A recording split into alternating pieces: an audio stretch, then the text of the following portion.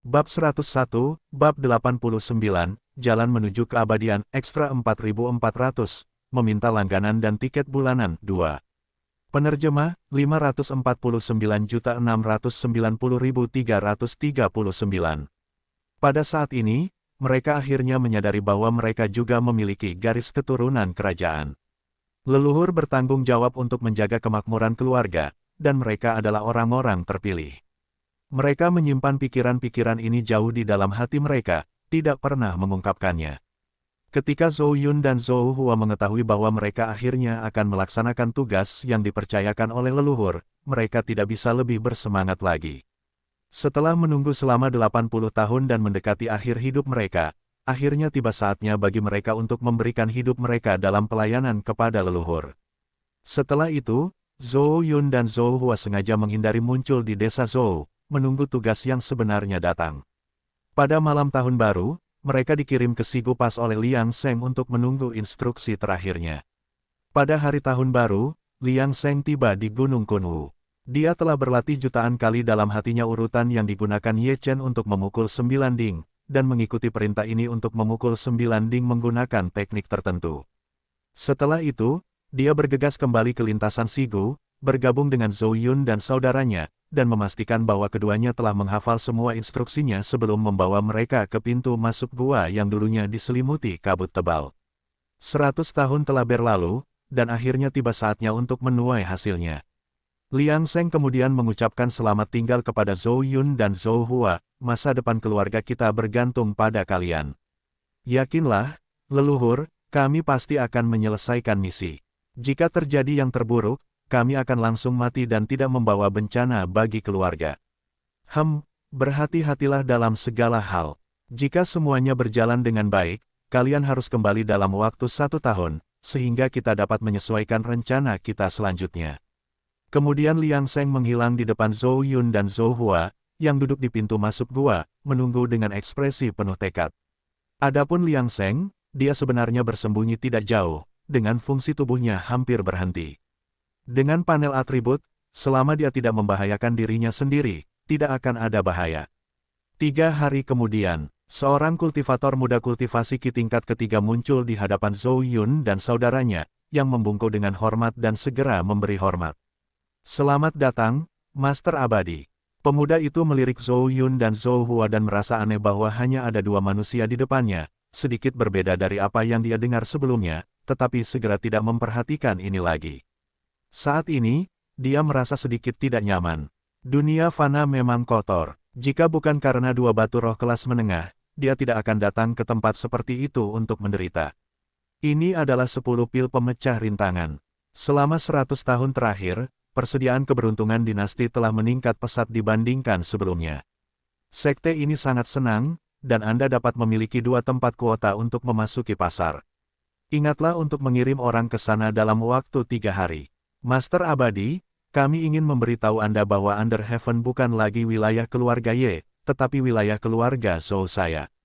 Kami berharap Master Abadi dapat menunjukkan belas kasihan dan tidak menyalahkan kami. Kultivator itu berhenti sejenak dan kemudian menyadari mengapa keberuntungan dinasti itu berfluktuasi sebelumnya dan kemudian persediaan keberuntungan meningkat, ternyata telah terjadi pergantian dinasti di dunia fana. Namun, ini sama sekali tidak menjadi masalah baginya. Sekte itu hanya membutuhkan keberuntungan dinasti untuk memurnikan pil dan senjata. Selain itu, dunia kultivasi memiliki aturan, dan sekte itu tidak pernah ikut campur dalam urusan manusia. Sama seperti leluhur Agung Dayan di masa lalu, dia juga adalah orang luar biasa yang, melalui kombinasi peluang dan kebetulan, mempelajari rahasia dunia kultivasi. Baru pada saat itulah ia berinteraksi dengan sekte Huatian, yang mengarah pada peristiwa-peristiwa selanjutnya, yaitu menggulingkan 7 sekte besar dan mendirikan negara. Jika sekte-sekte dunia kultivasi dapat ikut campur dalam urusan dunia fana, sekte hijau atas pasti sudah memusnahkan Dayan berkali-kali, jadi mengapa Dayan diwariskan selama ribuan tahun? Bagaimanapun, melanggar aturan ini tidak ada gunanya, karena keuntungan tidak dapat menutupi kerugian. Sekte hijau atas hanya mengkritik sekte Huatian karena tidak layak, dan sejak saat itu, tidak ada lagi perselisihan. Murid kultivasi muda itu tersadar dan berkata, tidak peduli siapa penguasa dinasti, selama kamu terus memberikan keberuntungan bagi sekte, itu saja yang penting.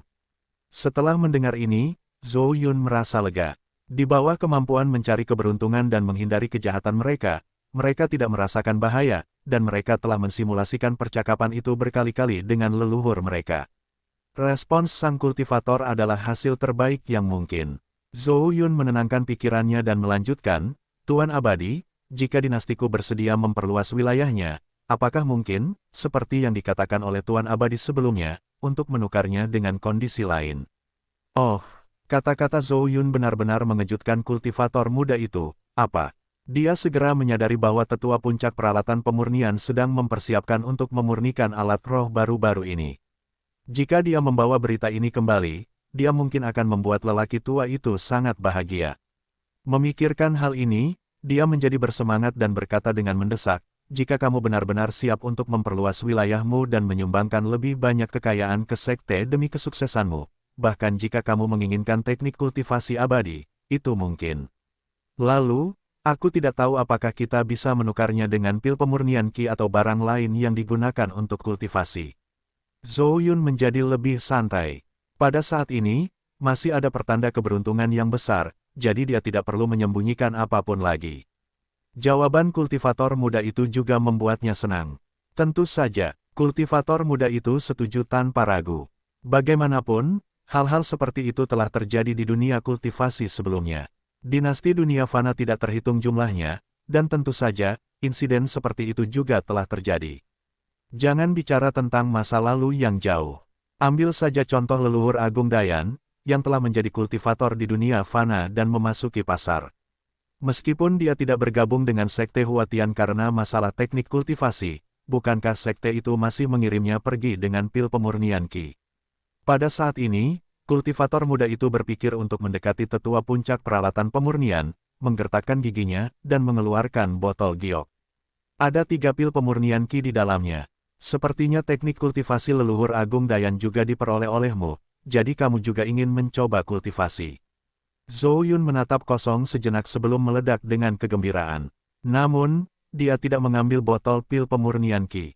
Pada saat ini, garis keturunan mencari keberuntungan dan menghindari kejahatan keluarga Zhou memberitahu dia bahwa keberuntungan besar ini dapat melaksanakan tahap akhir rencana mereka dengan leluhur. Master Abadi, aku ingin mengikutimu ke pasar, tetapi keluarga Zhouku awalnya memiliki 2 tempat, dan sekarang hanya aku yang pergi. Saudaraku perlu kembali dan mendesak keluarga untuk mempersiapkan perluasan wilayah. Aku ingin tahu apakah perintah besi hitam ini dapat digunakan untuk menukar pil pemurnian Qi-mu untuk dibawa kembali ke saudaraku, sehingga mereka dapat memahami kebaikan dan kebenaran Master Abadi. Zhou Hua sangat gembira di dekatnya, dan kultivator muda itu sangat ceria di bawah tatapan kagumnya. Tentu saja bisa. Tetapi apakah kamu yakin tidak akan menggantikan seseorang yang lebih muda dari keluargamu untuk menemaniku ke pasar? Sekarang, selama Zhou Yun setuju untuk membantu dinasti memperluas wilayahnya, dia tentu tidak akan keberatan memberikan pil pemurnian Qi ini. Namun, Zhou Yun sudah seusia itu, dia mungkin sudah mendekati akhir masa hidupnya, akan sia-sia jika dia pergi ke dunia kultivasi, bukan? Tetap saja, Zhou Yun bersikeras untuk pergi ke dunia kultivasi sendirian, dan kultivator muda itu tidak lagi berusaha meyakinkannya. Kemudian, Zhou Hua mengambil botol giok yang berisi pil pemurnian Qi. Kultivator muda itu sudah bersemangat untuk memberitahu sektenya tentang berita hebat ini.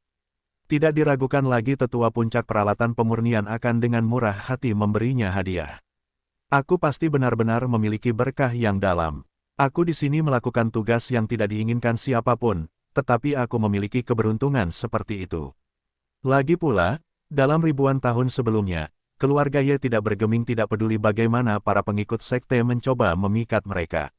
Aku memang harus diberkati dengan keberuntungan, kultivasiku menjanjikan.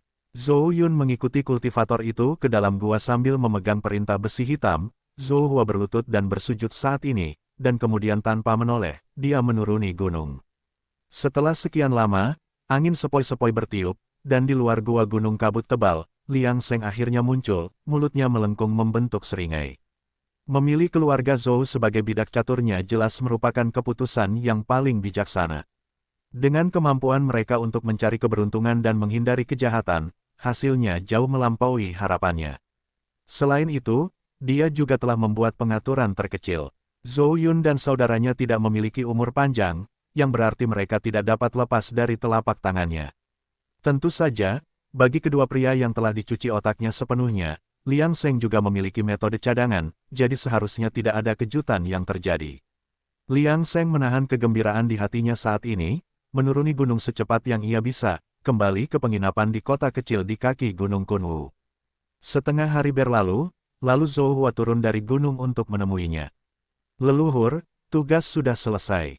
Bagus, ayo kembali. Pada tahun ke-10 Kaisar Wu, setelah festival Lentera, Kaisar Wu tiba-tiba mengeluarkan perintah perburuan pemberontak. Alasannya adalah bahwa negara musim semi barat telah menghina Kaisar Wu, dan para bangsawan Zhou Agung, yang telah berkembang selama 100 tahun, keluarga mereka sudah mulai merosot. Sekarang tiba-tiba perang pecah, yang berarti kehormatan militer dan kesempatan bagi mereka untuk meningkatkan status mereka.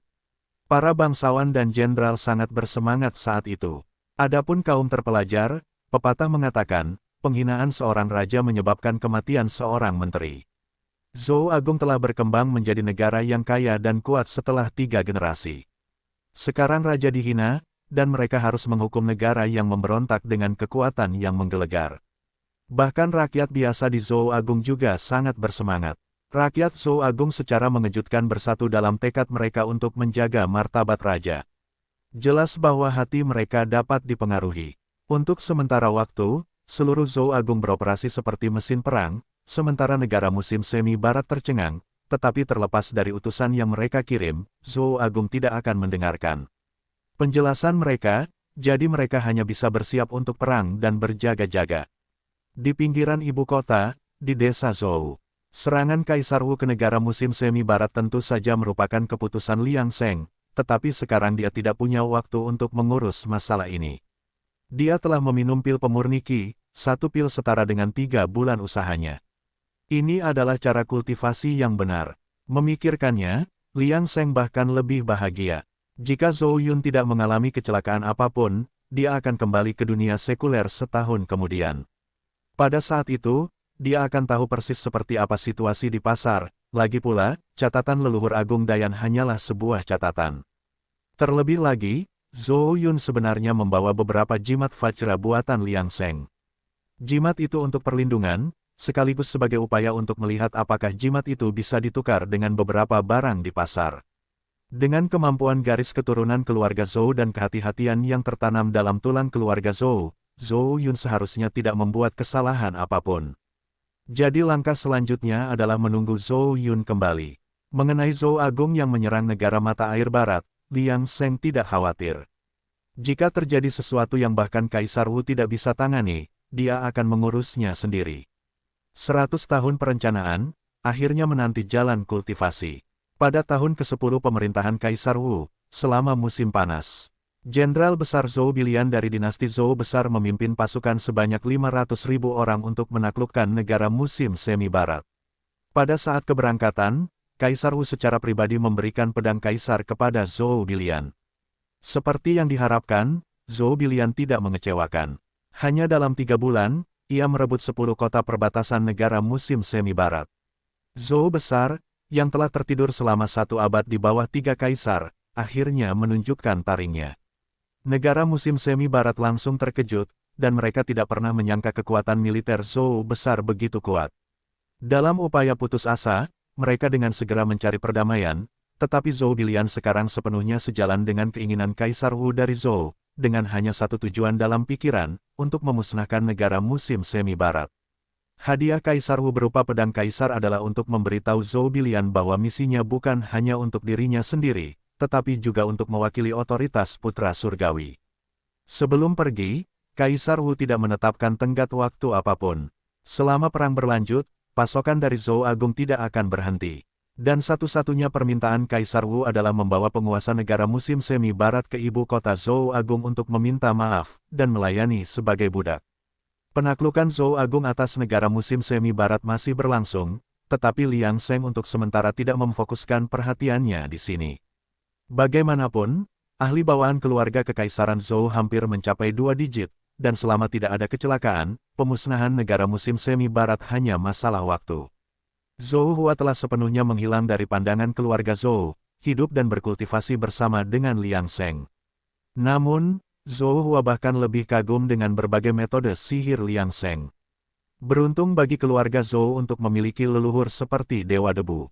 Namun, sangat disayangkan, bakatnya sendiri sangat buruk, gagal dalam seni bela diri, dan masa hidupnya sudah mendekati akhir. Dia mungkin tidak akan menyaksikan hari ketika leluhurnya naik ke surga, tetapi dia dapat membayangkan betapa makmurnya keluarga Zhou dalam waktu dekat. Mungkin Zhou Hua tidak dapat membayangkan bahwa bakat buruk saudara-saudaranya adalah salah satu alasan Liang Sheng memilih mereka. Dengan cara ini, rencana Liang Sheng akan lebih aman. Liang Sheng tidak merasa bersalah di hatinya, itu semua hanya pertukaran yang setara. Dia membantu keluarga Zhou untuk menjadi makmur, dan keluarga Zhou bekerja untuknya. Dapat dikatakan bahwa semua orang diuntungkan. Pada tahun berikutnya, Zhou Agung melanjutkan kemenangan beruntun mereka, dan seluruh bangsa merayakannya. Tepat saat tahun ke-11 pemerintahan Kaisar Wu mendekat, Liang Sheng akhirnya membawa Zhou Hua ke lintasan Sigu. Pada saat ini, sudah waktunya untuk reuni tahun baru, tetapi Zhou Hua tidak mengeluh. Dia duduk sendirian di luar gua gunung kabut tebal, menunggu saudaranya Zhou Yun tiba. Adapun Liang Sheng, dia tetap bersembunyi dalam kegelapan, merasa sedikit bersemangat. Seberapa baik penjelajahan di dunia kultivasi ini akan berjalan akan terlihat hari ini. Selama 2 hari sebelumnya, tidak ada pergerakan di dalam gua gunung kabut tebal, tetapi Zhou Hua tidak terburu-buru. Tidak diketahui apakah keluarga Zhou memiliki bakat khusus, tetapi kesabaran mereka benar-benar berharga. Tentu saja, Liang Sheng, yang bersembunyi, bahkan lebih sabar. Bagaimana dia bisa mencapai apa yang dia lakukan hari ini, setelah menyeberang ke dunia ini selama lebih dari 200 tahun tanpa kesabaran? Pada hari ketiga, Zhou Hua tiba-tiba berdiri, dan pada saat yang sama, Liang Sheng, yang bersembunyi, menegangkan sarafnya. Akhirnya, ada pergerakan. Segera setelah itu, seorang pria yang memegang pedang besi hitam merangkak keluar dari gua, sambil membawa tas di punggungnya. Jika bukan Zhou Yun, siapa lagi? Pada saat ini, kedua bersaudara itu sangat gembira bertemu satu sama lain, tetapi mereka dengan cepat menahan kegembiraan mereka, bertukar salam, dan bergegas menuruni gunung. 1 jam kemudian, di jalan puncak gunung Sigu Pass, angin sepoi-sepoi bertiup lembut. Baru saat itulah Liang Sheng menghela napas lega karena tidak ada ekor yang mengikuti Zhou Yun. Namun, dengan kemampuan garis keturunan keluarga Zhou, jika ada bahaya, Zhou Yun mungkin tidak akan muncul sama sekali. Tetapi Liang Sheng tetap memilih untuk berhati-hati dan menunggu sedikit lebih lama. Setelah itu, tanpa ragu-ragu, Liang Sheng berbalik dan menuruni gunung, bertanya-tanya kejutan apa yang dibawa Zhou Yun kepadanya kali ini. Di bawah Sigu Pass, di penginapan kota kecil. Pada saat ini, Liang Sheng sudah berada di dalam penginapan. Dengan tingkat kultivasinya dan jimat tubuh cahaya, bahkan jika dia pergi 1 jam kemudian, dia akan tetap tiba di penginapan sebelum saudara-saudara Zhou. Kemudian, dia mendengar suara ketukan. Dengan gerakan pikiran Liang Sheng, pintu terbuka secara otomatis. Setelah kedua bersaudara itu masuk dan Zhou Hua menutup pintu, Zhou Yun, lelaki tua berambut putih, berlutut di hadapan Liang Sheng. Leluhur, saya merasa terhormat telah memenuhi misi saya. Saya kembali sekarang. Senang bisa kembali. Anda telah melalui banyak hal tahun ini. Kemudian, Liang Sheng mengundang Zhou Yun untuk duduk di meja. Saat mereka bertiga mengobrol sambil minum teh, sebagian besar percakapan diucapkan oleh Zhou Yun. Meskipun catatan yang ditinggalkan oleh leluhur Agung Dayan telah menggambarkan situasi di pasar dunia kultivasi yang berdekatan dengan Dayan, catatan itu tidak sejelas pengalaman pribadi Zhou Yun. Percakapan itu berlangsung sepanjang hari, dan baru setelah itu Zhou Yun meninggalkan ruangan, didukung oleh Zhou Hua, untuk beristirahat di kamar sebelah. Mengenai apa yang dikatakan kedua bersaudara itu satu sama lain, Liang Sheng tidak peduli. Pada saat ini, Liang Sheng tidak terburu-buru membuka paket yang dibawa Zhou Yun. Sebaliknya, dia membaca setiap kata yang diucapkan Zhou Yun dalam benaknya dari awal hingga akhir. Kemudian Liang Sheng tidak bisa menahan diri untuk tidak mendesah pelan. Jalan menuju kultivasi memang tidak mudah. Setelah memasuki pasar, Zhou Yun langsung dikirim ke stasiun yang dikelola oleh Sekte Huatian di bawah bimbingan Chen Fengchen. Chen Fengchen adalah murid muda dari dunia kultivasi abadi yang muncul di dunia fana kali ini. Karena Zhou Yun memiliki perintah besi hitam, dia dengan cepat diterima oleh Sekte Huatian dan menjadi murid kasar di stasiun itu. Dia bahkan menerima metode kultivasi Qi. Setelah Zhou Yun tenang, Chen Fengchen segera kembali ke Sekte Huatian untuk melaporkan kabar baik itu kepada tetua puncak peralatan pemurnian. Saat Zhou Agung mulai menaklukkan negara mata air barat, kekayaan dinasti itu memang meningkat pesat. Tetua puncak peralatan pemurnian sangat gembira, dan ada satu harapan lagi untuk memurnikan alat roh. Ketika berita itu tiba dari sekte, manajer Sekte Huatian di pasar menjadi lebih sopan kepada Zhou Yun. Meskipun tetua agung mungkin tidak terlalu peduli dengan Zhou Yun, seorang manajer kecil harus berhati-hati dalam urusannya. Bagaimana jika tetua agung tiba-tiba teringat orang sekecil itu dan sedang dalam suasana hati yang baik? Zhou Yun selalu menjadi orang yang berhati-hati dan bijaksana, dan dia menjadi lebih betah di pasar, memahami situasi dengan baik dalam setahun. Pasar ini sebenarnya adalah salah satu pasar yang dikendalikan oleh 3 sekte dan 6 ordo di wilayah yang berdekatan dengan dunia sekuler. 3 sekte dan 6 ordo memiliki manajer yang ditempatkan di sini untuk mengoperasikan dan bertukar sumber daya dengan para penggarap lepas di pasar. Mereka sebagian besar menjual produk jadi, sementara para penggarap lepas berdagang dengan toko-toko menggunakan batu roh dan bahan-bahan. Secara sederhana, ini dapat digambarkan sebagai hubungan antara tuan tanah dan petani penyewa. Namun, jangan berpikir bahwa pasar itu damai. Di balik layar, pertempuran yang tak terhitung jumlahnya terjadi. Bagaimanapun, kultivasi bergantung pada keberuntungan yang diperjuangkan. Para pembudidaya lepas menjalani setiap langkah di bawah tekanan, berlatih setiap saat, dan terus-menerus keluar masuk pasar untuk menemukan sumber daya budidaya di hutan. Dari waktu ke waktu, berita tentang kematian para pembudidaya lepas datang, baik karena kecelakaan, atau karena pembunuhan. Tetapi tidak seorang pun di pasar peduli, karena budidaya pada dasarnya adalah pertarungan untuk mendapatkan kesempatan hidup. Jika mereka mati, itu berarti mereka tidak memiliki keberuntungan yang diperlukan. Zhou Yun tidak menarik banyak perhatian di pasar, karena bakatnya telah ditentukan, sisa umurnya terbatas, dan dia tidak memiliki harapan untuk berkultivasi. Chen Fengchen tidak mengerti mengapa Zhou Yun masuk pada usia yang begitu tua, tetapi manajer Sekte Huatian memiliki pemahaman yang sedikit lebih baik. Mereka tidak seperti Chen Fengchen, seorang murid Sekte Dalam. Mereka telah bangkit dari debu dengan setiap pertempuran berturut-turut, hanya untuk mendapatkan status mereka saat ini.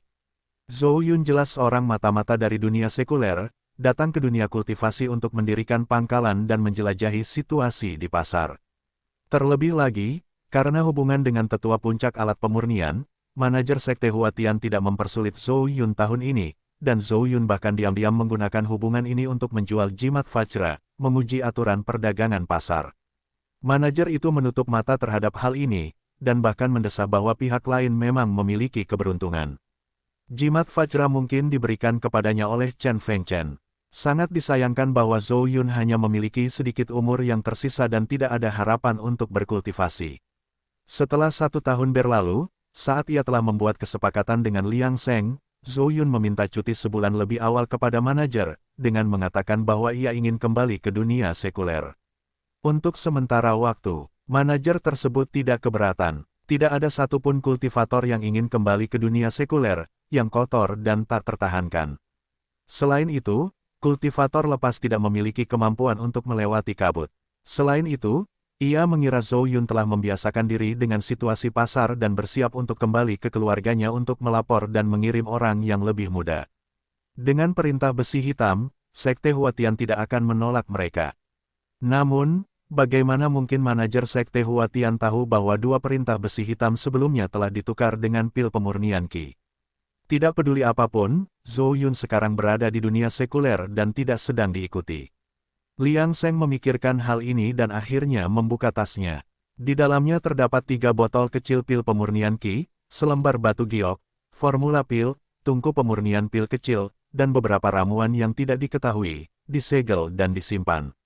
Tampaknya Zhou Yun telah melakukannya lebih baik dari yang dibayangkan Liang Sheng. Lembaran giok ini adalah teknik kultivasi Qi dari Sekte Huatian. Liang Sheng mengambil lembaran giok itu dan menempelkannya di dahinya, lalu membuka matanya.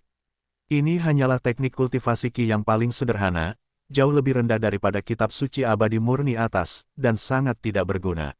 Selain itu, tekniknya tidak lengkap. Namun, formula pil itu membuat Liang Seng agak bersemangat. Dia tidak menyangka Zhou Yun benar-benar mendapatkan formula pil untuk pil pemurnian Qi. Meskipun formula itu umum di pasaran, Zhou Yun telah melakukan yang terbaik. Hanya saja formula pil itu mudah ditemukan, tetapi memurnikan pil tidaklah mudah. Saat Liang Seng selesai membaca formula pil itu dengan napas lega, memurnikan pil itu jauh lebih rumit dari yang dia kira, tetapi mata Liang Seng panas, menatap rumput spiritual ini yang merupakan bahan untuk pil pemurnian Qi. Tentu saja, menurut formula pil itu, dengan tingkat kultivasi Liang Seng saat ini, bahkan jika dia berhasil memurnikan pil pemurnian Qi, itu kemungkinan hanya akan menjadi pil pemurnian Qi tingkat rendah. Dia hanya tidak memiliki tingkat kultivasi yang tepat untuk itu. Namun Liang Seng sudah merasa puas. Untungnya, Zhou Yun mendapat dukungan dari Sekte Huatian, jika tidak, dia tidak akan seberuntung itu. 10 hari kemudian, Zhou Yun mengucapkan selamat tinggal kepada Zhou Hua dan Liang Seng. Dia akan kembali ke pasar, dengan perjanjian 10 tahun kali ini. Jika dia kembali ke dunia sekuler lebih awal, itu berarti Zhou Yun mungkin hanya punya sedikit waktu tersisa. Kedua bersaudara Zhou itu berlinang air mata, dan mungkin ini adalah pertemuan terakhir mereka, karena mereka tidak tahu berapa tahun lagi mereka akan hidup. Namun, demi keluarga dan leluhurnya, Zhou Yun tidak punya pilihan selain kembali dan memasuki pasar kultivasi lagi. Meskipun kali ini dia masih sendirian, dia berhasil tiba di pos terdepan Sekte Huatian dengan bantuan komando besi hitam. Manajer itu agak terkejut tetapi tidak bertanya lebih lanjut. Ini adalah urusan keluarga Zhou di dunia sekuler. Mungkin pihak lain punya pertimbangan sendiri. Bagaimanapun, selama mereka tidak membuat kesalahan, mereka seharusnya baik-baik saja. Meskipun dia dikirim ke pasar, dia masih ingin mencapai keberhasilan dalam kultivasinya, jadi mengapa repot-repot dengan hal-hal sepele seperti itu? Dalam sekejap mata, itu adalah musim semi tahun ke-11 Kaisar Wu. Setelah setahun berlalu, hanya 15 kota yang tersisa di 90 kota negara musim semi barat, dengan wilayah ibu kota. Mungkin dalam waktu singkat, negara musim semi barat akan sepenuhnya dimasukkan ke dalam wilayah Zhou Agung. Orang-orang Zhou Agung sangat gembira, dan reputasi Kaisar Wu mencapai puncaknya. Jika kaisar lain ingin melampauinya, mereka harus terus memperluas wilayah kekuasaan mereka, jika tidak, itu mustahil. Tahun itu, Zhou Agung masih mengalami panen yang melimpah, dan orang-orang percaya bahwa mandat surga berada di tangan Zhou Agung. Pada saat ini, semua orang di Zhou Agung dari atas ke bawah bersatu menjadi satu. Ibu kota pinggiran desa Zhou. Sekarang Liang Seng, melihat tumpukan herba di depannya, menimbangnya dari waktu ke waktu dan sesekali membiarkan seekor kelinci memakannya sedikit. Karena Zhou Yun membawa kembali rumput-rumput spiritual ini dan menyegelnya, itu berarti rumput-rumput itu juga dapat bertahan hidup di dunia sekuler, jika tidak, mengapa dia perlu membawanya kembali. Liang Seng menyuruh orang-orang menggambar pola rumput-rumput spiritual dan diam-diam mencarinya. Setelah setahun, dia telah menemukan sebagian besarnya. Mungkin karena kekuatan spiritual yang langka di dunia sekuler, efektivitas rumput-rumput spiritual ini hampir 70% dari yang dibawa Zhou Yun. Liang Seng tidak terlalu cemas tentang ini. Selama dunia sekuler ada, dia akan dapat menemukannya. Saat mencari rumput spiritual, dia juga mempelajari segel tangan dan teknik rahasia untuk memurnikan pil, dan dia hampir tidak bisa menyelesaikannya sekarang. Tingkat kultivasinya pada akhirnya agak rendah, tetapi Liang Seng tidak sabar. Bagaimanapun, waktu masih berpihak padanya, bukan? Pada musim panas tahun ke-11 pemerintahan Kaisar Wu, negara musim semi barat dimusnahkan. Zhou Biliang secara pribadi menangkap penguasa negara musim semi barat dan mengawalnya ke ibu kota. Kaisar Wu, yang baik hati, memberinya gelar markis penahanan eksekusi dan menahannya di ibu kota. Kaisar Wu tidak memperlakukan rakyat negeri musim semi barat secara berbeda hanya karena negara itu telah kalah. Ia tetap mengurangi pajak mereka dan mengirim pejabat yang cakap untuk memerintah negeri musim semi barat. Ia bahkan mengirim adik laki-lakinya, Raja Anyang, ke negeri musim semi barat, dengan niatnya untuk menyatukan yang sudah diketahui semua orang. Namun, masih ada sisa-sisa dinasti lama di negeri musim semi barat. Setelah Raja Anyang menempatkan dirinya di wilayah kekuasaannya, beberapa orang berusaha membunuhnya, tetapi hasilnya mengejutkan dunia. Raja Anyang dari Zhou Agung adalah pelindung bangsa bawaan. Untuk sementara waktu, sisa-sisa dinasti lama negeri musim semi barat hanya bisa berhibernasi. Di bawah komando Kaisar Wu, para pejabat dari Zhou Agung dengan sungguh-sungguh memenuhi tugas mereka setelah tiba di negeri musim semi barat. Kehidupan di wilayah itu perlahan mulai pulih, menunjukkan pemandangan yang berkembang pesat. Menaklukkan tanah saja tidak cukup, seseorang juga harus memenangkan hati rakyat. Itulah yang selalu dikatakan Kaisar Wu dari Zhou Agung, tetapi sebenarnya, itu adalah saran Liang Sheng. Dia ingin dinasti itu makmur, dan semakin banyak keberuntungan dinasti yang bisa dia dapatkan darinya, semakin banyak yang akan dia terima dari Sekte Huatian. Jadi selama 10 tahun ini, Zhou Agung tidak berniat untuk berkembang pesat. Sudah cukup untuk menelan negara musim semi barat terlebih dahulu. Pada tahun ke-13 pemerintahan Kaisar Wu, negara musim semi barat telah sepenuhnya melenyapkan sisa-sisa rezim lama, dan orang-orang di sana secara bertahap mulai menganggap diri mereka sebagai orang Zhou. Kekuatan dinasti Zhou Agung mencapai puncak baru. Namun, saat Kaisar Wu penuh dengan kesombongan, Liang Sheng memiliki ekspresi pahit di wajahnya karena dia gagal memurnikan pil lagi. 2 tahun lalu, Liang Sheng telah menemukan semua rumput spiritual yang dibutuhkan untuk pil pemurnian Qi. Tetapi karena potensi bahan-bahan ini di dunia sekuler jauh lebih rendah daripada di dunia kultivasi, dia masih tidak dapat memurnikan pil apa pun dengan sukses setelah 2 tahun, meskipun tingkat kultivasinya.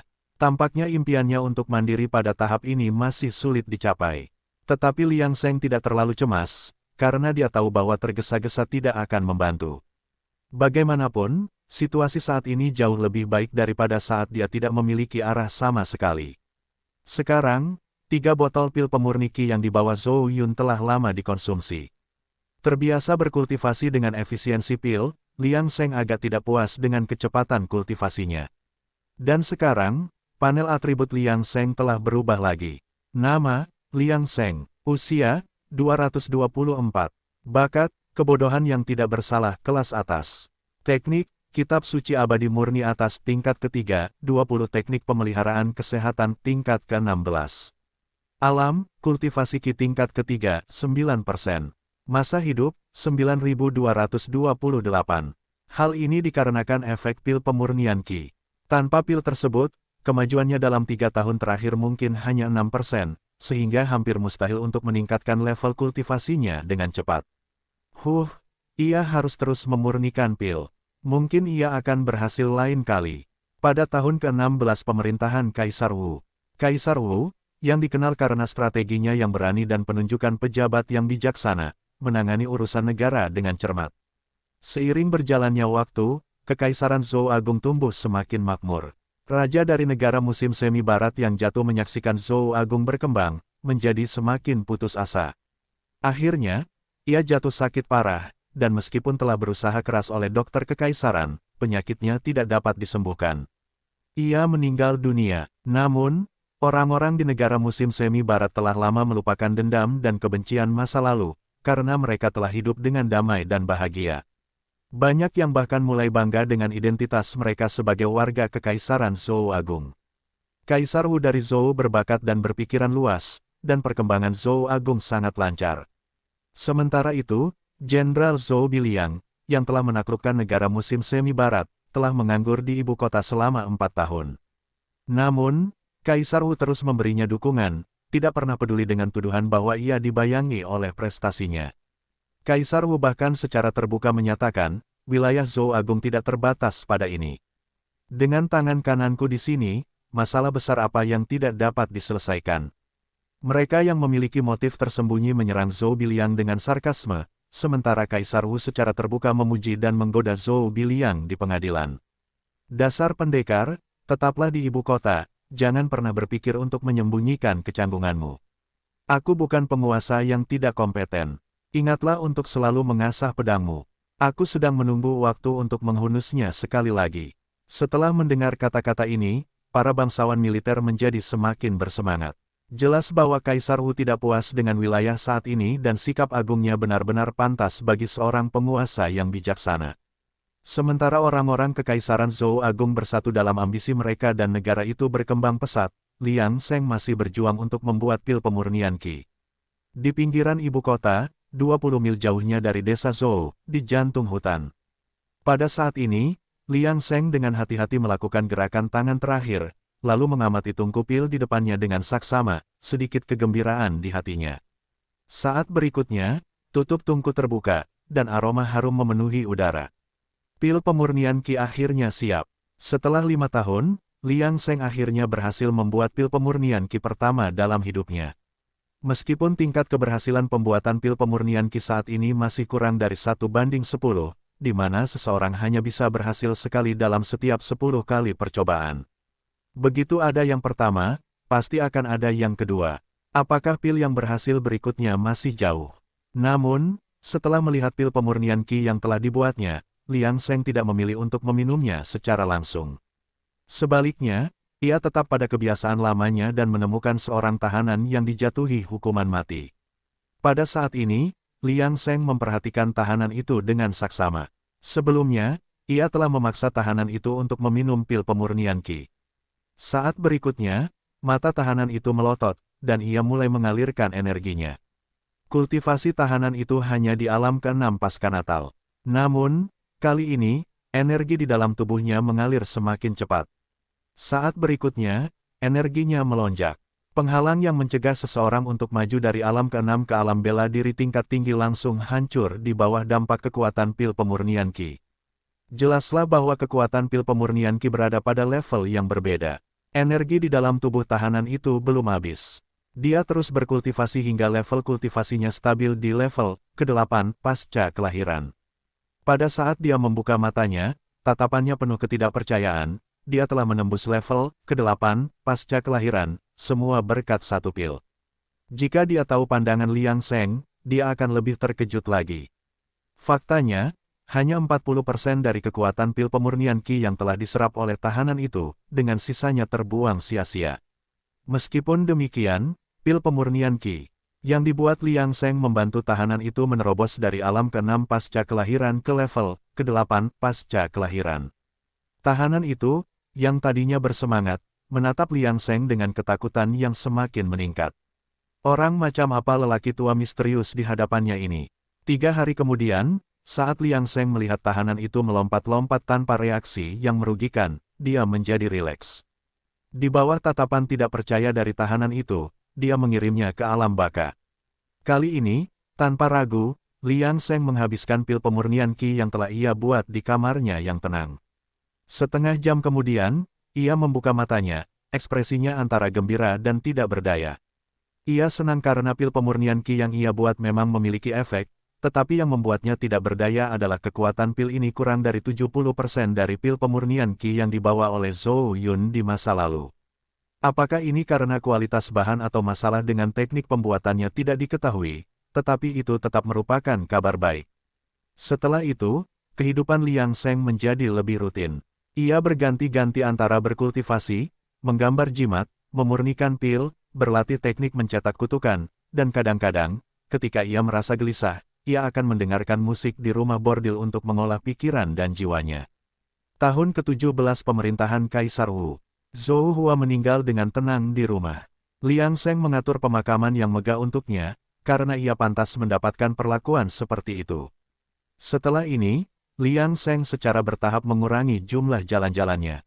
Rumah leluhur desa Zhou masih menjadi tempat yang paling dihormati bagi keturunan keluarga Zhou.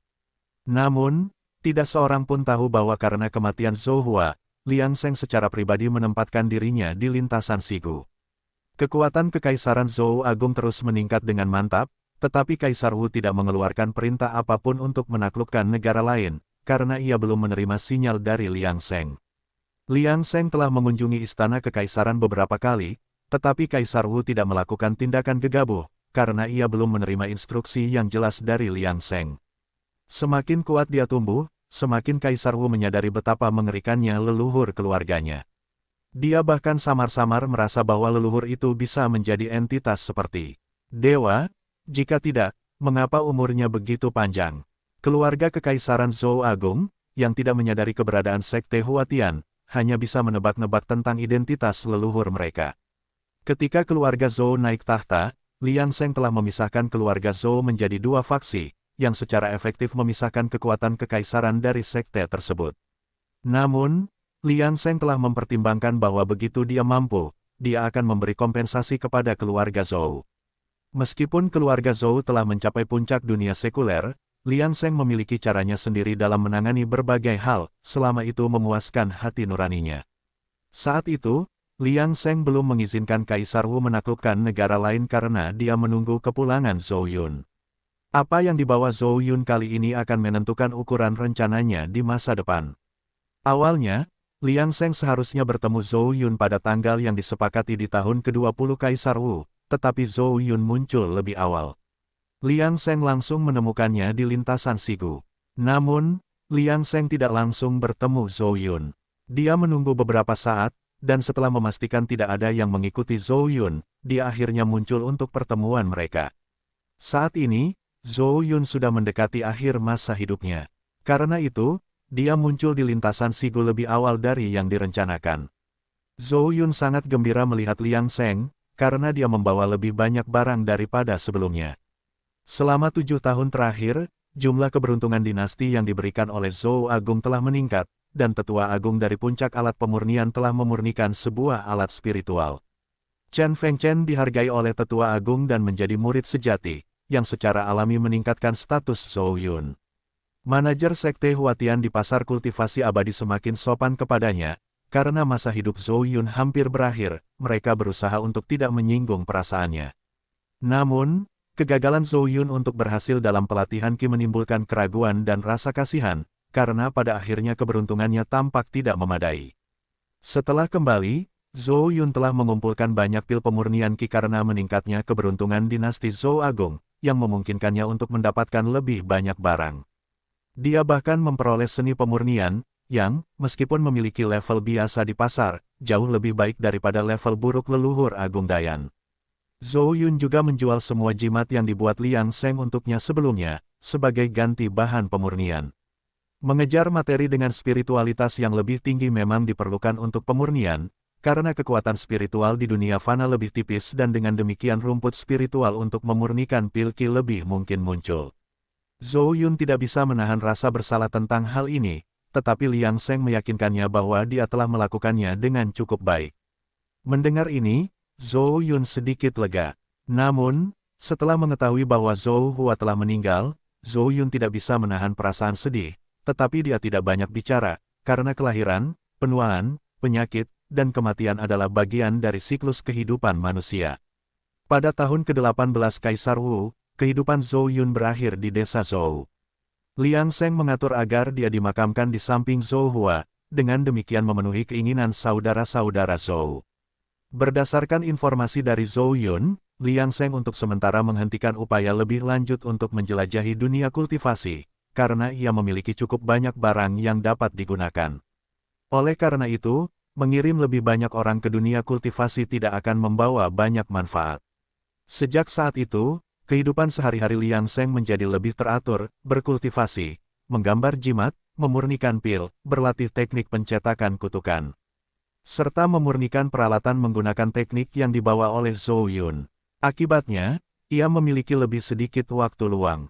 Tidak heran para kultivator lepas di pasar dunia kultivasi abadi begitu sibuk, dengan dedikasi mereka pada kultivasi, mereka tidak memiliki keinginan untuk terlibat dalam dunia sekuler. Hanya dapat dikatakan bahwa jalur kultivasi sangat sulit. Liang Sheng awalnya mengira ia dapat menjalani kehidupan yang tidak menentu untuk sementara waktu, setidaknya sampai tanda 100 tahun ketika ia dapat menghubungi dunia kultivasi lagi, tetapi kecelakaan selalu terjadi.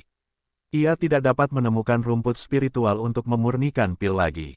Pada tahun ke-20 masa pemerintahan Kaisar Wu, semua rumput spiritual yang dapat digunakan untuk memurnikan pil pemurnian Qi di dinasti Zhou Agung, termasuk negara musim semi barat, telah habis. Tidak peduli seberapa keras Liang Sheng berusaha mengeluarkan perintah atas nama Zhou Agung untuk mencarinya, rumput-rumput itu hampir mustahil ditemukan. Setelah berpikir lebih jauh, Liang Sheng merasa lega, karena energi spiritual di dunia sekuler sudah lebih tipis daripada di dunia kultivasi. Oleh karena itu, lebih sulit bagi rumput-rumput spiritual ini untuk lahir di dunia sekuler dibandingkan dengan dunia kultivasi. Selain itu, Liang Seng telah mengasah keterampilan pemurnian pilnya siang dan malam selama bertahun-tahun. Bagaimana rumput spiritual di dunia sekuler dapat bertahan dari konsumsi seperti itu? Pada titik ini, Liang Seng sudah terbiasa dibantu oleh pil pemurnian Qi dalam kultivasinya. Bagaimana dia bisa kembali ke hari-hari pahit di masa lalu? Jadi, pada tahun ke-20 masa pemerintahan Kaisar Wu, di istana ibu kota, Kaisar Wu tiba-tiba memerintahkan agar Zhou Biliang dipanggil. Segera setelah itu, sebuah dekret kerajaan mengejutkan dunia. Dinasti Zhou Agung akan menaklukkan negara Matahari Timur. Setelah mendengar berita ini, semua orang percaya pada Kaisar Wu, dan seluruh mesin Zhou Agung mulai beraksi. Zhou Biliang, sekali lagi membawa pedang Kaisar, secara pribadi memimpin pasukan untuk menyerbu negara Matahari Timur. Sementara itu, Liang Seng membuka kembali jalur menuju pasar kultivasi abadi. Dia tidak dapat menyia-nyiakan waktu yang dibutuhkannya untuk menyerbu negara Matahari Timur dan memutuskan untuk terus memurnikan pil dan senjata secara bersamaan, tidak menyia-nyiakan kesempatan apapun. Dia memanggil dua tetua keluarga Zhou, Zhou Nan dan Zhou Qi. Keduanya memiliki kemajuan kultivasi yang lambat tetapi sangat mengabdi kepada Liang Seng dan keluarga sejak kecil. Setelah menerima bimbingan Liang Seng, mereka segera pergi ke lintasan Sigu dengan tablet perintah besi hitam. Zhou Nan lahir dengan satu meridian yang kurang dan memiliki kemajuan kultivasi yang sangat lambat. Karena itu, dia mengambil alih pekerjaan Zhou Yun sebelumnya.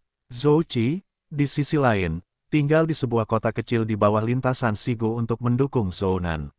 Namun, Liang Seng tidak menyerahkan masalah itu kepada mereka saja, dia diam-diam mengamati mereka, tetapi tidak berpikir mereka akan menghadapi masalah apapun. Bagaimanapun, dunia sekuler tidak begitu penting bagi dunia kultivasi selain keberuntungan dinasti. Siapa yang akan repot-repot melirik dunia fana saat sedang sibuk dengan kultivasi? 3 hari setelah Zhou Nan memasuki pasar dunia kultivasi, dia muncul kembali di dunia sekuler, seperti yang telah dia atur sebelumnya dengan Zhou Qi. Tidak jauh dari sana, Liang Seng melihatnya dan menghela napas lega. Zhou Qi telah menunggu di Sigu pas beberapa hari ini, tetapi dia berada 10 mil jauhnya dari gua. Setelah Zhou Nan dan Zhou Qi bertemu, Liang Seng masih berada di dalam kabut tebal gua, memastikan tidak ada orang lain di sekitar sebelum dia. Benar-benar rileks. Bukannya Liang Seng tidak mempercayai Zhou Nan.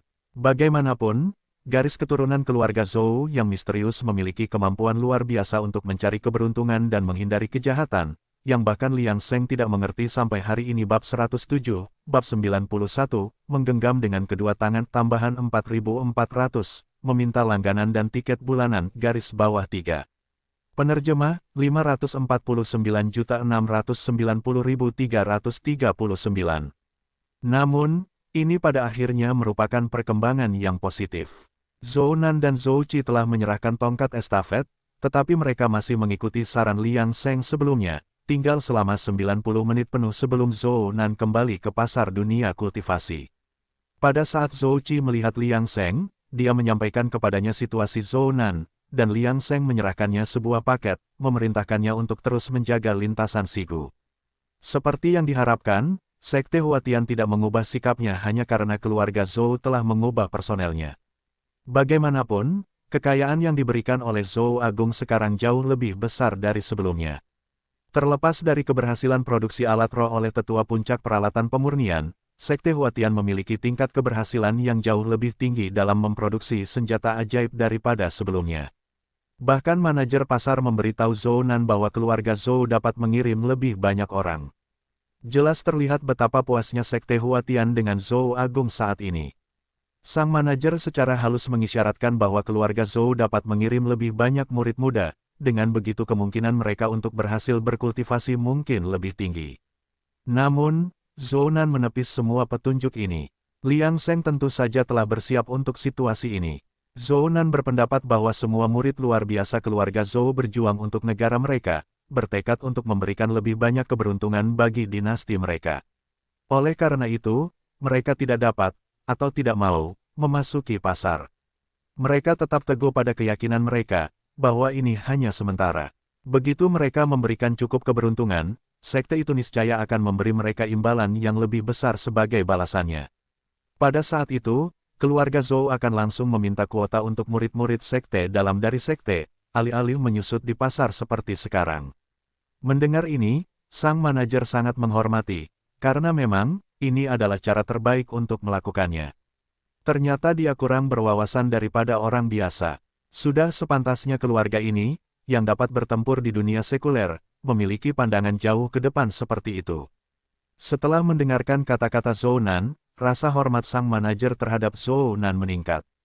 Siapa tahu, keluarga Zhou mungkin memang bisa mengamankan kuota untuk murid-murid sekte dalam di masa depan.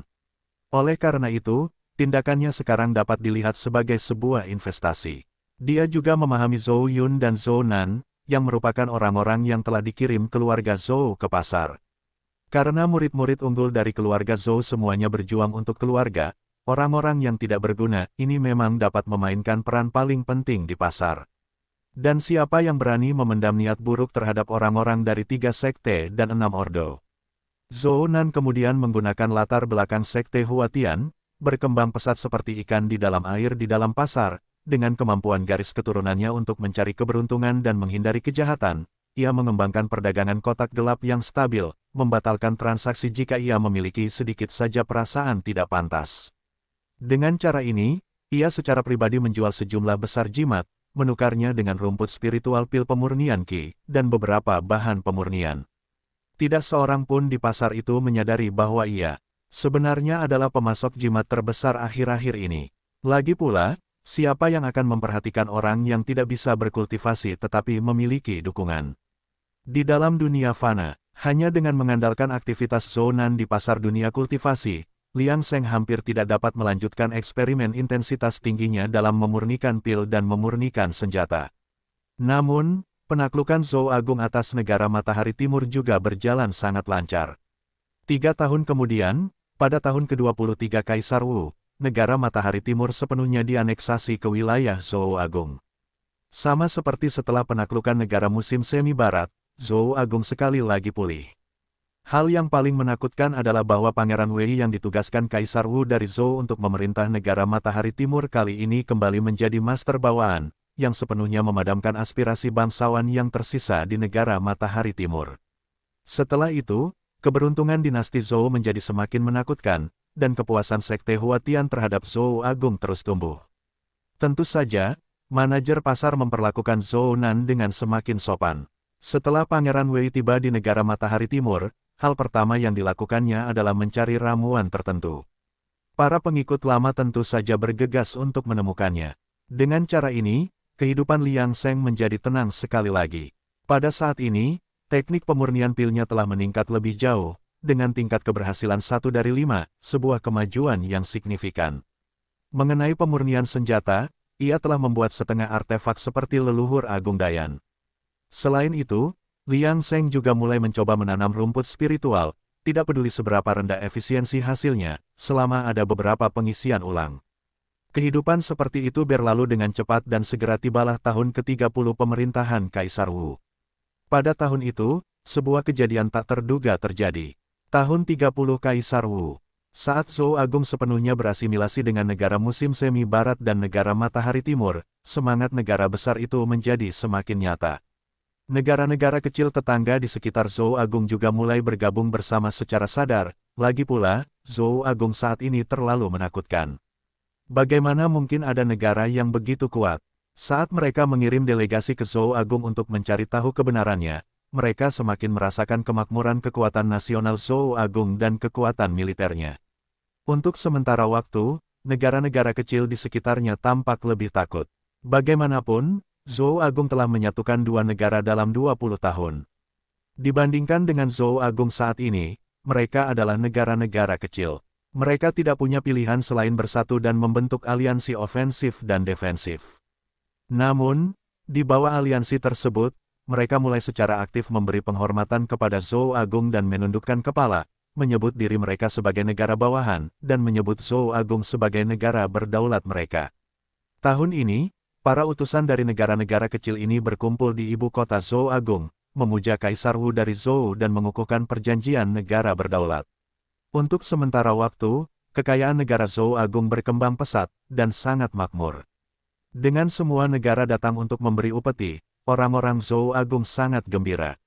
Namun pada saat ini, sebuah peristiwa mengejutkan terjadi di negara Matahari Timur asli, yang sekarang menjadi wilayah Pangeran Wei dari Zhou Agung. Pangeran Wei dibunuh, dan dia dalam kondisi kritis. Terjadinya peristiwa ini segera membuat seluruh Kaisar Wu dari Zhou menjadi marah. Pada saat ini, prestise dinasti Zhou Agung telah mencapai puncaknya, dengan negara-negara datang untuk memberi upeti. Namun pembunuhan Pangeran Wei saat ini hanyalah sebuah provokasi bagi Zhou Agung. Untuk sementara waktu, istana dan desa semuanya menunggu reaksi Kaisar Wu. Orang-orang di ibu kota, bahkan rakyat jelata, tampak agak pembunuh. Mentalitas mereka sebagai orang-orang dari negara besar telah sepenuhnya berubah. Mereka merasa bahwa dengan temperamen Kaisar Wu, wilayah Pangeran Wei mungkin akan dipenuhi dengan orang-orang yang tidak berguna di masa mendatang. Tidak seorang pun dari mereka yang mengira bahwa pelakunya dapat lolos dari hukuman. Namun, Pangeran Wei sudah menjadi master bawaan dalam hal tingkat kultivasinya. Pembunuh yang dapat membunuhnya mungkin tidak sederhana, tetapi apa yang akan terjadi selanjutnya akan tergantung pada bagaimana Kaisar Wu memilih.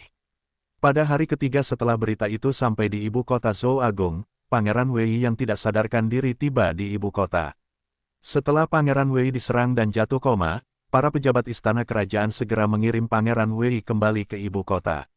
Menurut ajaran leluhur dinasti Zhou Agung, selama mereka memiliki garis keturunan Zhou, dimanapun wilayah mereka berada, mereka harus kembali ke tanah air mereka setelah kematian, seperti daun yang kembali ke akarnya. Ini bukanlah ide Liang Sheng, tetapi aturan yang ditetapkan oleh para leluhur sebelum perkembangan keluarga Zhou. Setelah Pangeran Wei yang tidak sadarkan diri dibawa ke ibu kota, ia langsung dibawa oleh Kaisar Wu ke istana kekaisaran. Pada saat ini, di aula harmoni pusat, wajah Kaisar Wu muram. Melihat Pangeran Wei yang tidak sadarkan diri, yang masih kesakitan, kemarahan di hatinya tampaknya membakar danau dan lautan. Tepat ketika Kaisar Wu hendak meminta pertanggungjawaban para pejabat istana kerajaan, wajahnya tiba-tiba berubah, dan ia memerintahkan semua orang untuk pergi, hanya menyisakan dirinya sendiri di ruangan itu. Leluhur, Kaisar Wu sangat hormat, siapa lagi yang ada di depannya, kalau bukan Liang Sheng dengan rambut putih dan wajahnya yang pucat. Liang Sheng datang ke ibu kota karena merasa aneh setelah menerima berita itu. Menurut laporan pembunuhan Pangeran Wei, tidak ada gerakan atau suara apapun selama penyerangan itu. Baru ketika para pejabat menemui Pangeran Wei keesokan harinya, mereka menemukannya terluka parah dan koma. Mengingat bakat garis keturunan keluarga Zhou untuk mencari keberuntungan dan menghindari kejahatan, dan fakta bahwa Pangeran Wei adalah seorang ahli bawaan, bagaimana mungkin mereka bisa diserang diam-diam oleh seseorang di dunia fana? Kecuali seseorang seperti dirinya. Itulah sebabnya Liang Sheng mengubah penampilannya dan muncul di istana kekaisaran.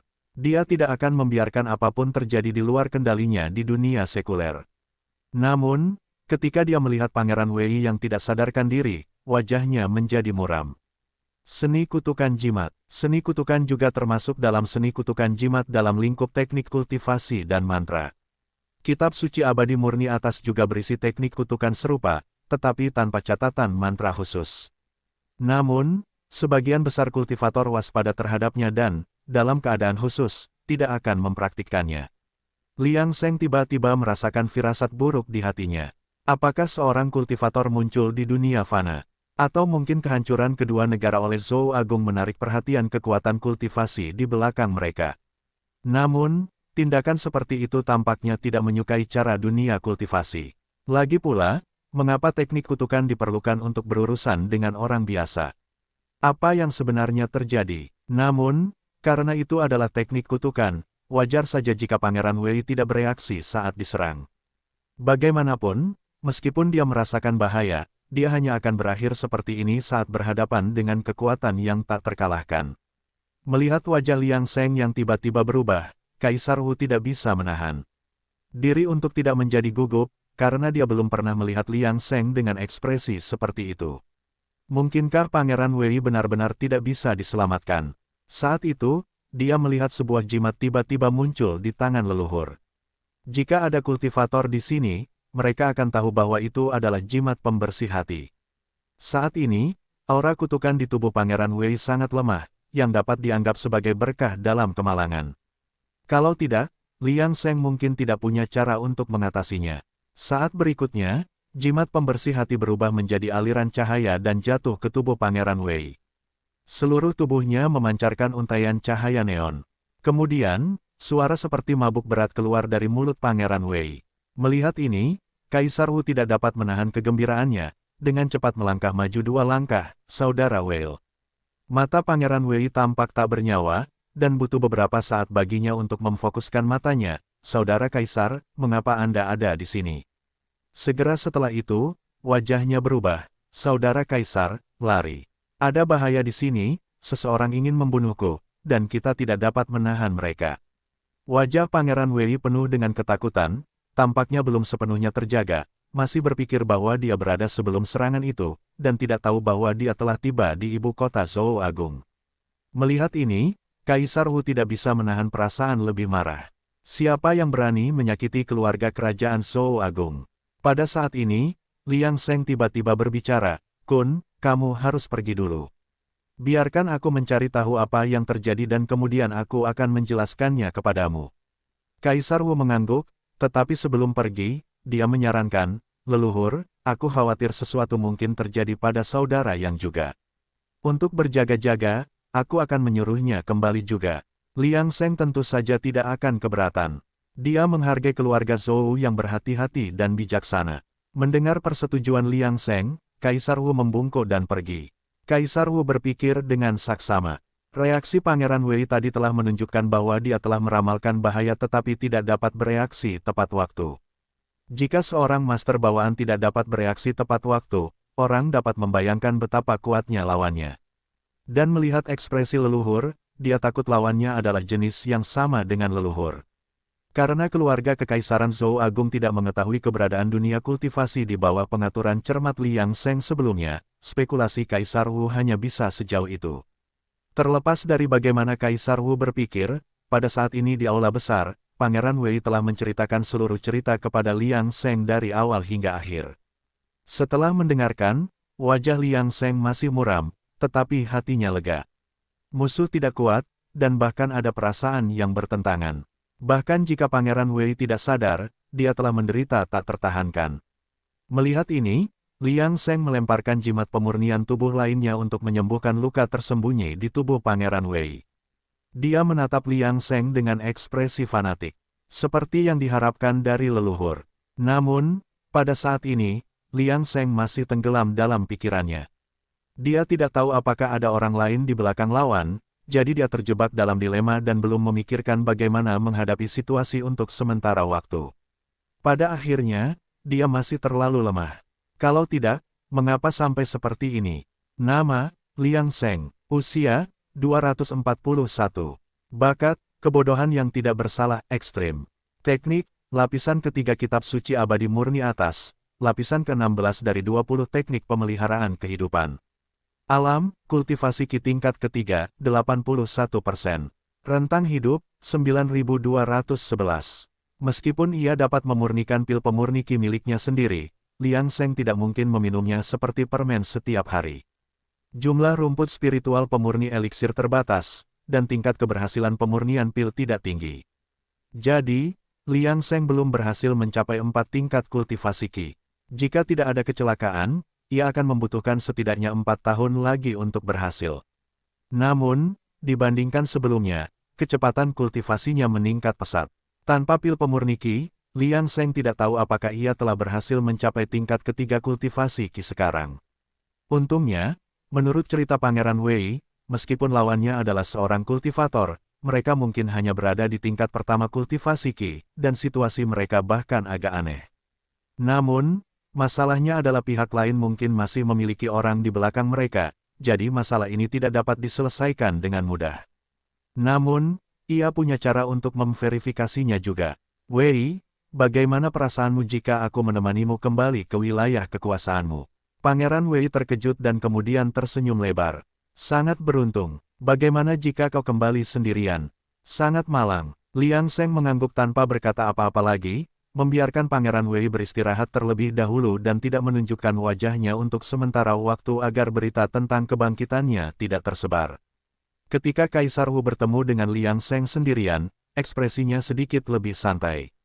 Leluhur, aku sudah buru-buru memberitahu saudara Yang untuk kembali diam-diam dalam jarak 800 mil. Tidak akan terjadi apa-apa. Liang Seng mengangguk dan tiba-tiba bertanya, Kun, bagaimana perasaanmu memimpin pasukan ke wilayah kekuasaan Pangeran Wei?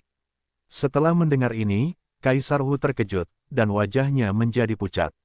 Tidak bagus. Bagaimana dengan tinggal di ibu kota? Semuanya, tidak akan terjadi apa-apa. Mendengar kata-kata Kaisar Wu, Liang Seng menjadi lebih yakin dengan tebakannya. Namun, dia masih harus menunggu sampai Raja Anyang kembali. Kalau begitu, Liang Seng mengambil keputusan saat ini. 1 bulan kemudian, Raja Anyang diam-diam kembali ke ibu kota tanpa diketahui siapapun. Mata banyak orang tertuju pada ibu kota, yang mungkin merupakan kemunduran pertama yang dialami Zhou Agung sejak didirikan. Pada saat ini, utusan dari berbagai negara juga menyaksikan dengan mata dingin. Namun, mereka tidak tahu mengapa, dan ada sedikit rasa senang di hati mereka. Di tengah suasana ini, Liang Seng memanggil Kaisar Wu, Raja Anyang, dan Pangeran Wei bersama-sama dan menanyakan pertanyaan yang sama lagi. Akhirnya, Liang Seng mencapai suatu kesimpulan. Pihak lain akan datang ke ibu kota dan mengincar Pangeran Wei. Dan jika mereka tetap tinggal di ibu kota, mereka bertiga akan merasakan keberuntungan. Namun, jika Pangeran Wei kembali ke wilayah kekuasaannya, Kaisar Wu dan Raja Anyang tidak akan terluka, tetapi Pangeran Wei akan menghadapi bencana besar. Mengingat informasi ini, Liang Seng tentu saja memilih untuk menunggu musuh, dengan Pangeran Wei tetap tinggal di ibu kota. Namun, Liang Seng tidak akan langsung menunjukkan dirinya, tetapi akan bersembunyi dan mengamati dari balik bayang-bayang. Jika lawan benar-benar tidak berdaya, dia bisa saja menghadapi mereka dengan bersih dan efisien, menghilangkan masalah. Namun, jika keadaan tidak terasa aman, dia akan menjauhkan diri dan menyusun kembali rencana selanjutnya. Mengenai kemungkinan musuh tidak akan datang ke ibu kota, itu berarti masih ada kekurangan dalam kemampuan garis keturunan keluarga Zhou, dan dia perlu mempertimbangkan kembali rencananya. Setelah mengambil keputusan, Kaisar Wu segera mulai bertindak sesuai dengan rencana Liang Seng, dan Raja Anyang muncul di istana pada hari pertama. Orang-orang yang jeli di dunia menghela napas dan percaya bahwa Zhou Agung berhati-hati terhadap urusan Pangeran Wei, jadi Raja Anyang diam-diam dibawa kembali ke ibu kota. Namun keesokan harinya, Pangeran Wei tiba-tiba muncul di istana, mengejutkan dan kemudian menyenangkan para pejabat sipil dan militer. Kaisar Wu secara langsung menyatakan bahwa semua rumor tentang Pangeran Wei yang terluka parah dan kembali ke ibu kota setelah serangan adalah salah. Itu hanyalah kunjungan rutin, bertepatan dengan inspeksi suasana baru Zhou Agung dan negara-negara lain yang datang untuk memberi penghormatan. Utusan asing bahkan lebih kagum dan bingung. Bukankah rumor sebelumnya mengatakan bahwa Pangeran Wei berada di ambang kematian karena luka parah? Siapa yang menyebarkan berita palsu? Itu pantas dihukum. Masuknya Raja Anyang secara diam-diam ke ibu kota dan rumor kembalinya Pangeran Wei telah membingungkan dunia untuk mencegah siapapun dari merencanakan. Pikiran Kaisar Wu dari Zhou Agung sedalam laut dan tidak dapat diprediksi. Kisah ibu kota Zhou Agung berlanjut, tetapi semua ini tidak ada hubungannya dengan Liang Seng. Pada titik ini, dia sudah bersembunyi di istana kekaisaran, dan bahkan Kaisar Wu tidak tahu keberadaannya. Dia menunggu seperti ini selama sebulan. Malam itu, cahaya bulan seperti biasa, tetapi Liang Seng mengerutkan kening dan merasakan suasana yang aneh. Aura samar itu agak mirip dengan ketika Pangeran Wei tidak sadarkan diri sebelumnya. Liang Seng tidak menjadi terlalu cemas tetapi terus mengintai dalam kegelapan. Pihak lain tidak terlalu berhati-hati. Meskipun Kaisar Wu dan yang lainnya tidak dapat mendeteksi kehadirannya, Liang Seng dapat melihat semuanya dengan jelas. Lawannya memang seorang kultivator tingkat pertama kultivasi Qi. Tidak heran Pangeran Wei terluka parah dan sekarat tanpa perlawanan apapun. Namun, jika memang demikian, mengapa mereka tidak membunuh Pangeran Wei secara langsung? Kedatangan orang ini semakin membuktikan betapa kuatnya kemampuan garis keturunan keluarga Zhou.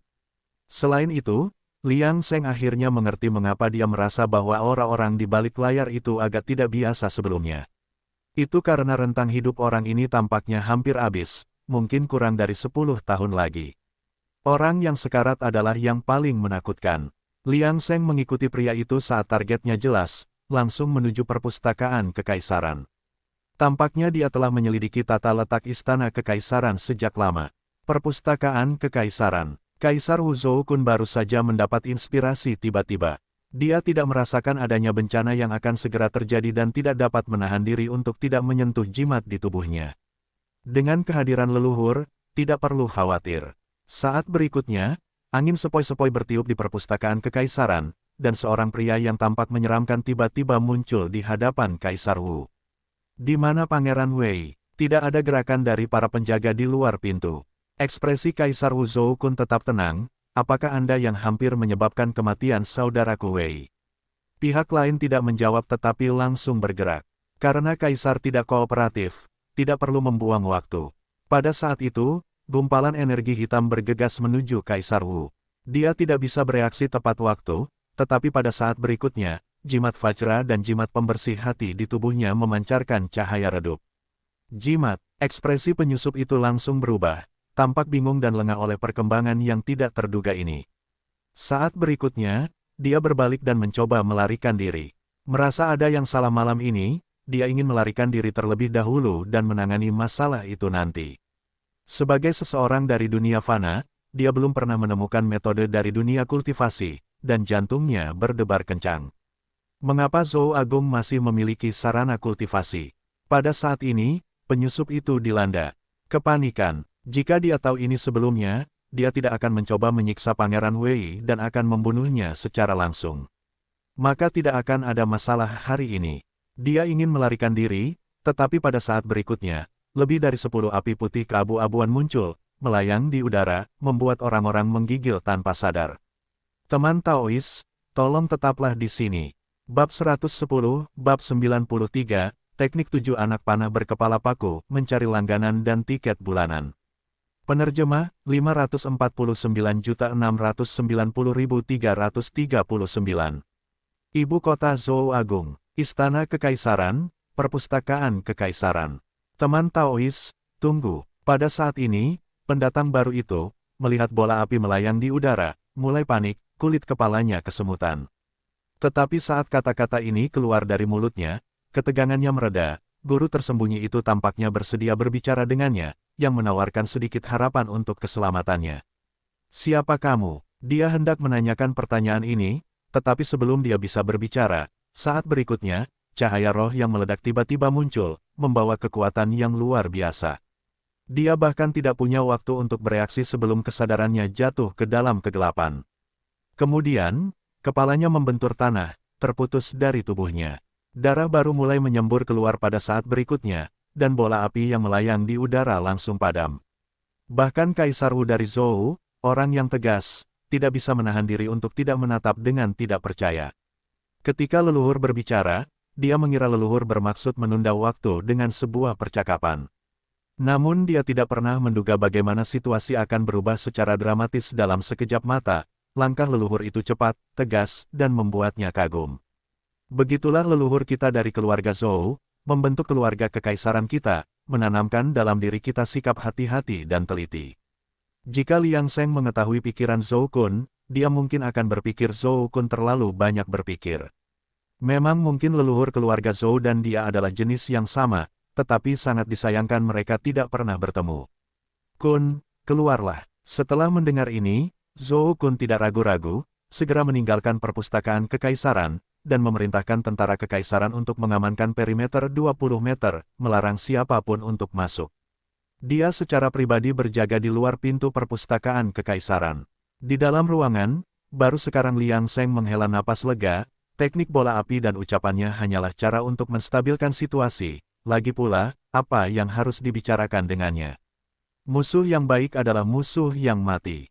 Lagi pula, siapa yang tahu kalau kultivator ini masih punya trik tersembunyi. Berdasarkan pengalamannya dari situasi dramatis yang tak terhitung jumlahnya di kehidupan lampaunya, berbicara terlalu banyak sekarang hanya akan menjadi penghinaan terhadap profesinya di kehidupan lampau. Pada saat ini, Liang Sheng menenangkan perasaannya dan mulai mencari tubuh kultivator itu, tanpa peduli dengan darahnya, segera menemukan uang kertas perak, anak panah kecil berkepala paku, selembar batu giok, dan 2 buku. Tidak ada lagi yang bisa ditemukan. Setelah memastikan temuannya beberapa kali, Liang Seng segera mengeksekusi teknik bola api, langsung menguapkan mayat itu, tidak meninggalkan jejak keberadaannya. Di luar, Kaisar Wu, setelah menerima pesan Liang Seng, memasuki ruangan dan tidak menemukan siapapun. Kun, berhati-hatilah beberapa hari ini. Aku akan berada di istana, jadi jangan khawatir. Kultivator tingkat pertama kultivasi Qi ini bukanlah orang biasa. Lagi pula, orang normal mana yang menyimpan buku harian. Pada saat ini, Liang Seng sedang membolak-balik dua buku yang ditinggalkan oleh kultivator yang sudah meninggal. Awalnya mengira buku-buku itu akan mengungkapkan latar belakang tingkat tinggi, namun yang satu adalah buku harian pria itu, dan yang lainnya adalah metode pelatihan Qi yang terfragmentasi. Namun ini adalah kejutan menyenangkan yang tak terduga. Liang Seng sudah putus asa untuk mengetahui asal-usul kultivator itu, namun tanpa diduga, informasi itu jatuh ke tangannya dengan begitu mudah. Memahami buku harian kultivator itu, Liang Seng menyadari mengapa Pangeran Wei hampir kehilangan nyawanya, menghubungkan semuanya dengan kebetulan. Liang Seng menghela napas lega. Dunia duniawi tetap seperti yang dia ketahui, kultivator jarang ada, hanya kadang-kadang karena kebetulan yang beruntung. Keluarga kerajaan sebelumnya di negara Matahari Timur memang pernah berhadapan dengan takdir abadi, namun keluarga yang dikalahkan dan digantikan oleh dinasti Zhou sebenarnya adalah hasil dari kekuatan duniawi setempat yang menggulingkan dinasti lama dan mendirikan dinasti baru. Artinya, keluarga kerajaan negara Matahari Timur yang dihancurkan oleh Zhou Agung sebenarnya tidak memiliki latar belakang kultivasi. Sayangnya, dapat dikatakan bahwa Pangeran Wei kurang beruntung karena mengalami anomali seperti itu. Selama penggulingan dinasti sebelumnya di negara Matahari Timur, seorang pejabat militer terhormat berhasil mengamankan metode kultivasi dinasti sebelumnya dan menyimpannya untuk dirinya sendiri. Sayangnya, pada saat negara Matahari Timur jatuh, garis keturunan pejabat militer bangsawan ini telah diwariskan selama lebih dari 1000 tahun, namun tidak seorang pun dalam keluarga itu yang pernah berhasil dalam kultivasi. Kultivator yang telah dibunuhnya hari ini, pada tingkat kultivasi pertama, adalah anggota keluarga pejabat militer bangsawan, tetapi tidak memiliki harapan dalam kultivasi sampai dia secara tidak sengaja memakan buah roh pada ulang tahunnya yang ke-80, secara tak terduga membuka pintu untuk kultivasi. Dengan daya tarik kultivasi yang ada di depan matanya, ia segera memasuki kultivasi tertutup dan tidak mempedulikan urusan duniawi. Ketika ia akhirnya menstabilkan tahap pertama kultivasi Qi-nya, pada saat ia muncul kembali, negara Matahari Timur telah diintegrasikan ke dalam wilayah kekuasaan Pangeran Wei. Ini tidak akan menjadi masalah, karena pergantian dinasti adalah hal yang biasa. Masalah muncul ketika keluarganya secara tidak sengaja melanggar hukum wilayah kekuasaan Pangeran Wei. Ditambah dengan status mereka sebagai prajurit terhormat dari dinasti lama, tentu saja, tanpa mengherankan, mereka pun dibasmi. Apa yang terjadi setelahnya hanyalah serangkaian kejadian malang. Orang hanya bisa mengatakan bahwa Pangeran Wei tidak beruntung karena bertemu dengan orang seperti itu dalam skenario 1000 tahun. Namun, sambil merasa lega, Liang Seng menatap lempengan batu giok dan anak panah kecil berkepala paku itu dengan heran. Lempengan batu giok itu merekam beberapa teknik kutukan. Teknik kutukan kecil yang sebelumnya telah ditimpakan kepada Pangeran Wei hampir merenggut nyawanya jika bukan karena campur tangan Liang Seng. Pangeran Wei pasti akan menemui ajalnya dengan menyakitkan. Namun, ini bukanlah kejutan terbesar. Di dalam rekaman itu terdapat teknik kutukan terlarang yang hebat, teknik 7 anak panah berkepala paku, atau mungkin lebih tepat disebut sihir. Seorang kultivator dapat menggunakan teknik ini bersama dengan anak panah kecil berkepala paku, mengorbankan masa hidupnya untuk mengutuk lawan, sehingga mengurangi masa hidup lawan. Jika kedua belah pihak berada pada tahap yang sama, seperti kultivasi Qi melawan kultivasi Qi, pengorbanan masa hidup untuk kutukan itu akan sama-sama mengurangi masa hidup lawan.